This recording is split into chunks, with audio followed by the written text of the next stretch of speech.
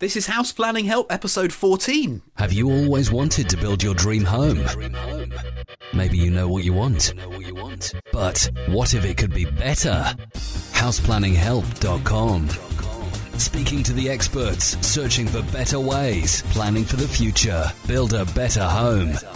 HousePlanningHelp.com podcast. Hello, I'm Ben Adam Smith, and in this session we look at low-energy barn conversions. Bill Butcher from the Green Building Store is my guest. Also, I want to introduce you to our Google Plus communities. HousePlanningHelp.com. Hey, how are you? We've got quite a lot to pack in today, but I wanted to update you with some work that I'm doing at Regen Media, which is my production company. But I did mention in one of the last couple of episodes how we really want to focus on video this year, and I've had that opportunity already, and working with someone who's been one of our podcast guests. If you go back to session 2, that's houseplanninghelp.com/2, Martin Evans from the Malthouse Consultancy. I went to shoot 3 videos with him, which I can't wait to share with you because they're all on energy efficiency, which is exactly where I'm trying to go. Get you more content all about this. And looking at the visual side, it's quite a spectacular building that we check out as well. So I will give you the nod. As soon as that's available to watch on the YouTube channel, I will let you know. There's also a quick announcement. Google Plus. I might have bashed on about it a little bit, but it's because it's probably one of the most important social networks that you need to be on at the moment. And I'm going to include an article that I've written about why you or your company should be on Google Plus. But that's not really the point of this. It's about connecting with other people and sharing your information about energy efficiency. So I'll put a link in the show notes too about our Google Plus communities, and we'd love you in there. It's just another way for us to reach out and connect with you, and I'm in there quite a lot, posting all sorts of interesting news articles and information that I think, if you've got a chance, you should check out. So houseplanninghelp.com/14 is where you'll find the show notes for this episode. Each podcast, I like to have a chat with someone I've met or someone who's been recommended to me, and it's no different today. We're looking at a couple of projects in West Yorkshire. HousePlanningHelp.com. The interview. I'm with Bill Butcher from the Green Building Store. Hello. Hello. And today you're going to take us through your approach to low energy barn conversions. Before we start into that subject, I think we want a bit of background on you, how you got into building, how you founded the Green Building Store, and your story. Crikey, that's a long one. I actually started off at 16 at the Tech College in Exeter doing a HNC in building, and went down the quantity surveying route for the first few years. Decided office life wasn't for me, and I suppose I wanted to change the world a bit, which is a bit... anyway, I ended up learning to plaster and picked up the tools. So the combination of my practical experience and the management quantity surveying side came together really with my, well, I suppose radical leanings, which is the environmentalism. So Green Building Store, with 2 other colleagues, was founded in 95, and we've sort of moved into supplying components and the services around low energy and sustainable construction. So of our turnover now, construction's only 10%, albeit the same size as it was years ago. The rest is mainly windows and door systems, heat recovery, ventilation, training, consultancy, that sort of thing. Before we introduce the Stirling Farm project, I think it's very much worth our while looking at Denby Dale. Yes. Because that's been a big project. It's something that's finished. You've got data back from it. Yes. So how did you get involved in that one? Well, Passive House is a Central European methodology, as you know, and based around a software program put together by Fistis, Wolfgang Feist and Adamson, where you use this system to design the building, not to need the energy in the first place. So in 2007, my business partner, Chris, had been over to Pagentz, I think, at the Passive House international conference, and had come back and said to me, I think we've got to go this way, Bill. I think we ought to take the business this way. And it just so happens that Jeff and Kate Tunstall walked through our door a month later and said they wanted a house building for their retirement in their garden in Denby Dale, just south of Huddersfield, a greenhouse, as they called it, which in their eyes was going to be a dormer bungalow with a lot of renewables. We said, well, actually, we think you ought to go down the passive house route. We're sort of discovering this at the moment. And luckily for us, they did. That's simplifying the story because there were many crooks and crannies on the way. But in 2009, we started building. So they had a very small budget, relatively small, which actually was good, because it made the build very relevant. We were going to get this building to perform to these levels. In other words, it's quite prescriptive. You have to prove that it's only going to need, in this case, 15 kilowatt hours per metre squared per annum to heat, as opposed to a normal house, which might be 150, for example. So what avenues were open to us to get this 3-bedroom detached house to perform to those levels? We had planning implications. West Yorkshire folk will not allow anything unless it's West Yorkshire stone. So the walling system, where were we going to go? To keep the price reasonable, a builder will stay within their own comfort zone. For example, we at the Green Building Store are used to building with masonry, cavity wall, as a lot of other builders are. We could get the materials over the road at the builders' merchants, literally 300 metres away, apart from 3 items really. Triple glazed windows with insulated frames, which in fact we at Green Building Store import ourselves anyway, and mechanical vent heat recovery, which again we provide and design at Green Building Store, and the tapes and membranes, which actually are more available now, even 3 years later. So other than that, everything, blocks, stone, insulation, roof trusses, everything else came down the normal procurement route. And that's what made Denby Dale very different from every other passive house project, because, well, to be fair, they would use their own vernacular methods. There was 2 projects in Wales by John Williamson, brilliant, timber frame. Or the Camden House by Justin Beer, imported Austrian kit house. And that's another thing about Fabric First. You can build in any style you want. It's about the performance. And it's not just about saving energy, it's about comfort. Because these places are, well, I might say, tranquil. There is no surfaces internally less than 17 degrees C when it's minus 10 outside. That has drastic effects on cutting out convection. Most buildings that we live in, I use the analogy of the bonfire night. You're stood in front of a bonfire on November the 5th, burning on the front side, freezing on your back. Now, in fact, we have that in a lesser form in all our buildings. So we have to whack the thermostat up to 23 degrees to counteract that feeling. In a passive house where you don't have that convection of cold air falling, you can keep the thermostat down to 18. Can I rewind a little bit to where you were talking about cavity wall? Is that what the majority of buildings are still constructed in that way at the moment in the UK? Well, the simple answer is yes. Timber frame companies will try and tell you otherwise because it may be easier to do it build better in timber frame. But really what we're talking about is better building.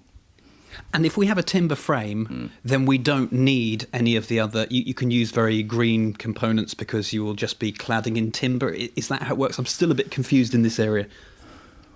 Well, it's a bit more complicated than that. Timber frame is, in my view, you can either have pre-formed panels where it's built in a factory, or you can have what we call stick construction, which is basically a load of 4x2 timber arrives from your local timber merchant and you build the frame there. There are advantages and disadvantages of all methods. Timber frame would be particularly the preformed, prefabricated units, you can get up very quickly. So you've got a building that can be worked on inside while the weather's bad. And the actual rain screen, if you like, which could be anything you like, renders, brickwork, stonework, timber cladding, can be done in better weather, if you like. Because of that comfort zone I mentioned earlier, builders will price more tightly when they know what they're going to do. So if in certain areas of the country, the majority of put it this way, 65% of all new housing in 2010 was cavity wall construction, masonry, traditional masonry. Probably 25% was timber frame. Let's move on to the Sturley Farm project. Can you set the scene, first of all? Well, the scene is on the hill above Huddersfield, really exposed. These were 3 bankrupt farms that were owned by Kirklees Council, dairy farms actually, right on the edge of Huddersfield, and it was given to the Yorkshire Wildlife Trust. This was quite a departure for them, taking these farms over. It was recognising that wildlife and farming is intertwined. So they are running this farm quite traditionally with a herd of cattle, beef cattle. So the grasslands are kept in the way that they would have been over hundreds of years, but being very, I think the term they're using is low carbon, basically, no fertilisers and all the rest of it, or minimal. So they have got derelict buildings with these farms, and part of their remit is food growing. What food can be grown in that climate, at that height, and how to prepare and cook that food. So they came to us with this derelict barn and said, what can we do with this to make it into really an education centre? So after a couple of years, that's where we're at. We're converting it in such a way to get down to passive house levels. Basically, it will be certified. I know that you've got a very good blog on this that's live at the moment and you're updating all the time as you progress through. So let's talk about some of the challenges first of all. It's a derelict building. How do you make it a low energy barn conversion? Basically, it was very structurally unsound. It became apparent. It wasn't apparent when Yorkshire Wildlife took it over, although I was suspicious when I first saw the building. And the original plans were for just sticking, as most people would think, stick a bit of insulation on the walls inside, a wood-burning stove, and maybe some PVs if we could get a grant, and there we are. And, of course, it was costed in such a way to reflect that thinking. And I thought at the time, crikey, no, this building's in a worse state than they're thinking. We've got to get structural engineers in. And sure enough, we found that it was pretty unstable. So a lot of the costs had to literally go into making it the building stand up, which was underpinning the foundations, which were very minimal. Because we were putting in a new floor with a lot of insulation underneath, we were undermining the existing foundations. So you're putting a new floor underneath the building? No, not underneath, within the building. The actual floor level will end up at the same level as it was, well, just about anyway. In fact, it was sloping inside originally because we have to be level now. But in so doing, we have to excavate, which is quite normal in a retrofit, but of course we do it even more with this level of performance because we're looking at 200 millimetres of polyurethane underneath a 6-inch concrete slab with the hardcore. Well, of course, if you add all that up, you're digging down, particularly at the top end of the barn, well underneath the existing foundations, because in the past they would have dug down, found, oh, this soil looks a bit all right, and laid a big stone and started off that. So we have to put in big concrete pads. You have to dig under the existing walls and put in alternate 1 metre by 1 metre concrete pads underneath the existing wall to stabilise it. So that was the first problem. The second problem was that the walls actually were falling outwards. What alternatives did they have? Did we have? Well, one was obviously to pull it down, which some might say might have been the easiest thing to do. But it was decided not. Politically, it would have been, I think, disastrous, because the trustees of the Yorkshire Wildlife Trust had gone out on a limb to do this project, and they'd paid money for these actual buildings. It's an interesting concept, though, isn't it, when we have all of these derelict buildings and this new methodology is in complete contrast, isn't it, with the old buildings? Well, in 2050, when we're supposedly using 90% less carbon than we're using at the moment, 80% of the buildings that are standing now are still going to be here. So we've got to find methods of cutting down our CO2 emissions. And this is just what happened on this particular project at this point in history. So what we came up with was the idea. It was my partner Chris's term, actually, a box within a box. Relatively easy in a barn because you've just got a big open space. Not so easy in a terrace house where you've got all your floors and internal walls already. And that's what we did. We are building a timber frame building, if you like, within the existing masonry and stabilising the masonry walls with the timber frame, as well as insulating and creating the airtight envelope. Are they touching, though, the old building? No. They're not touching. So we have a nominal cavity of 2 inches, 50 millimetres, but the walls are so all over the place that will probably go to 300 mil in places. So what we're doing is we've set in concrete pads in the existing masonry blocks of about 450 by 450 into the internal. We've taken out 450 by 450 area of stonework in 30 different places or 40 different places within the building. And then we've resin fixed into the outer skin of the stonework, if you like, in a hedgehog type way, 4 threaded stainless steel bars. We've then set concrete around those bars, okay, and we are then connecting that block, that concrete, I don't know what it should be called really, connector, nobody's ever done this before, to the timber frame. And we're using the Teplo tie, which is the basalt and resin ties, which are an insulator in their own right, but extremely strong. So these rods are going to be resin cast into the concrete blocks in the masonry and then held within our timber frame. So we haven't got the thermal bridge. And this is another aspect of fabric first philosophy. You've got to minimise the heat transference through thermal bridges. It's all very well having a lot of insulation, but if you've got a lot of breaks in that insulation, you're potentially causing a lot of problems. Is there a good definition of a thermal bridge? Is it that simple that you're trying to avoid that area where it's all going to conduct, or do we need to know anything more about it? It would be wonderful if we didn't have gravity, right? You're going to have thermal bridges because of holding things up. You've got to hold a roof up. You've got to hold the building up, haven't you? It would be wonderful if people didn't want windows, because you could just have very well insulated walls everywhere. And then selfishly, they want doors as well. Now, we have to have buildings with all of this, well, those 3 aspects really, don't we? And they are going to be thermal breaks in their own right. So we can build a wall to a U value of 0.1 quite easily. That's what the Denby Dale one is, and that's what it's going to be at Sturley Farm. I might say 3 times better than existing building regs at the moment.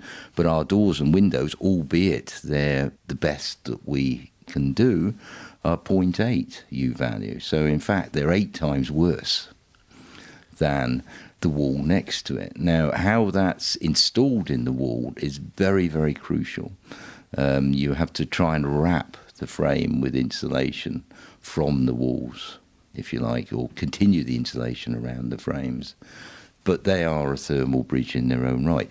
You don't want, for example, steel balconies sticking out of your buildings, cantilevered out, because, as we know, steel is one of the worst conductors of heat. We just have to look at the concept right from the beginning in a different manner, where thermal performance is as important as keeping the rain out when you think of a building right at the beginning. In the middle of that, I was suddenly thinking to myself that I'm sure all of these ideas are catching on and growing, but I also feel lots of things are going to go wrong with perhaps when the cowboy builders come in. Is this just something that has to happen? Well, that is, I don't know. I'm just one person in this world. All we can do is, I think it's a massive opportunity for the construction industry to up its game, where the industry is not seen as this last bastion, if you like, of a school leaver. Oh, well, you might as well go into building. Why can't building be, well, it is, it can be, to get buildings to perform to this level, an engineering project. Look at the British car industry at the moment, how well that's held, where actually we have far better training. I mean, it's a holistic, it's a win-win situation. We need buildings to perform.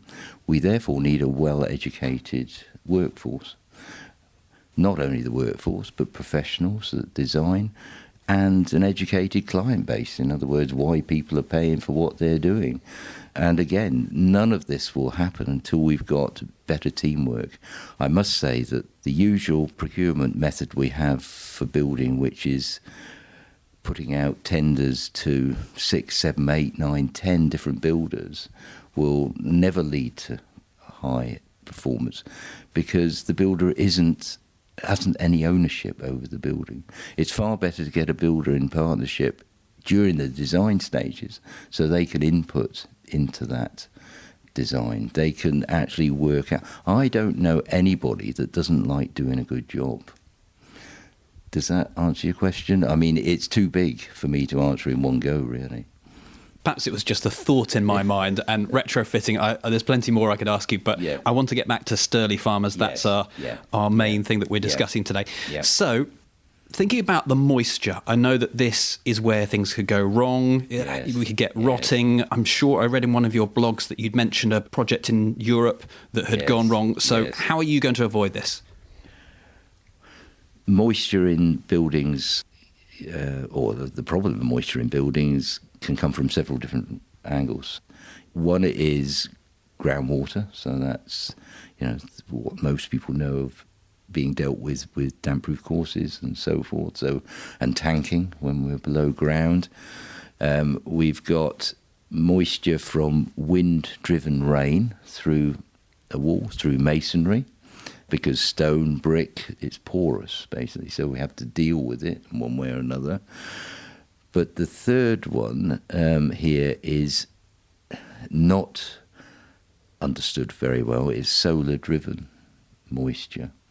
And this can happen in the summertime. And this is a danger where you've got, again, a radical construction. In effect, what you're doing with the external masonry wall, when you've extremely well insulated internally, is make it colder. It becomes, in effect, like a garden wall, because you aren't losing heat from your building through the masonry, which is what we have in all other buildings. For example, a 9-inch brick wall in a London terrace with lime plaster inside originally, lime mortars, can breathe. It can get wet, but it then breathes out in either direction.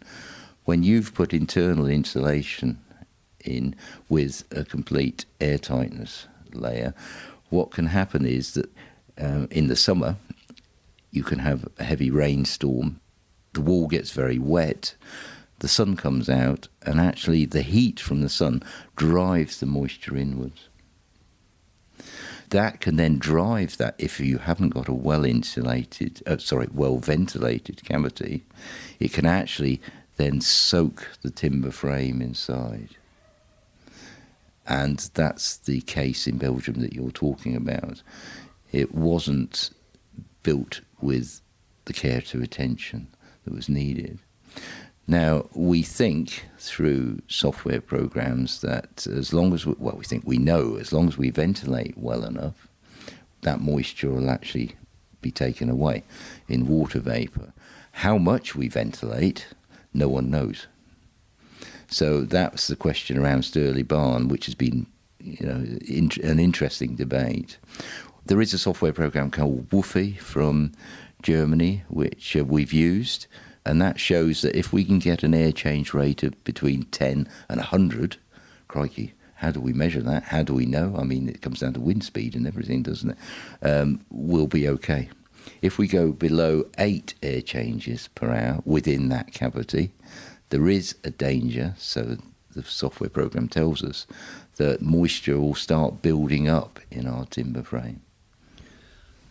I know you can monitor moisture in the buildings. Do you think this is something that more and more people will do as they build a new house? I don't know how expensive it is to install, or is it really only 1 or 2 research projects? I would say you only need to do 1 or 2.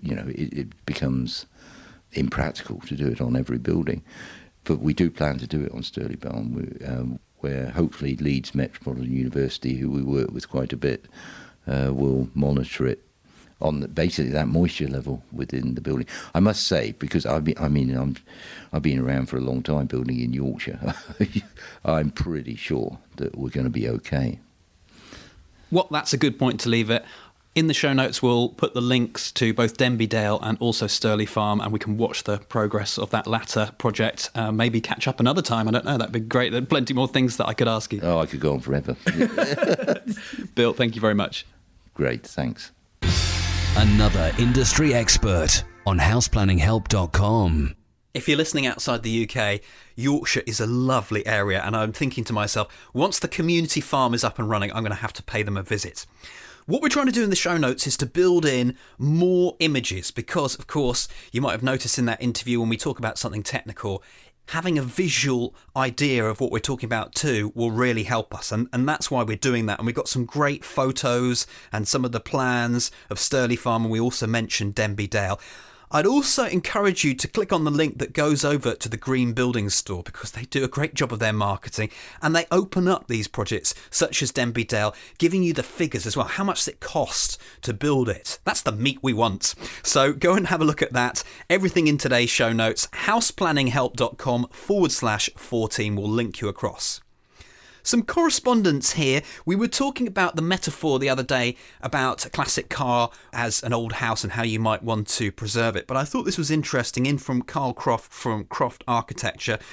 I don't view buildings, particularly old buildings, in the same light as a classic car or any other factory finished product. They are much more fluid and alive than this and have a story, a history that in its own right makes up the character and quality of a property. Buildings evolve over their lifetime without doubt, and often without fundamental destruction to their character. Can you imagine if nobody had fitted electricity or piped water or gas central heating, how differently we might feel about living in older properties? The recent low-carbon drive will add a significant further layer of historic context to most buildings, but surely not to ruin the enjoyment of them. I believe that the technical advances in construction will allow some invisible mitigation of energy use for the important buildings. For the rest, compromise is inevitable if we are to secure the future environment. I'm enjoying the podcast, by the way. It's good stuff, says Carl. Thank you, Carl. That's great.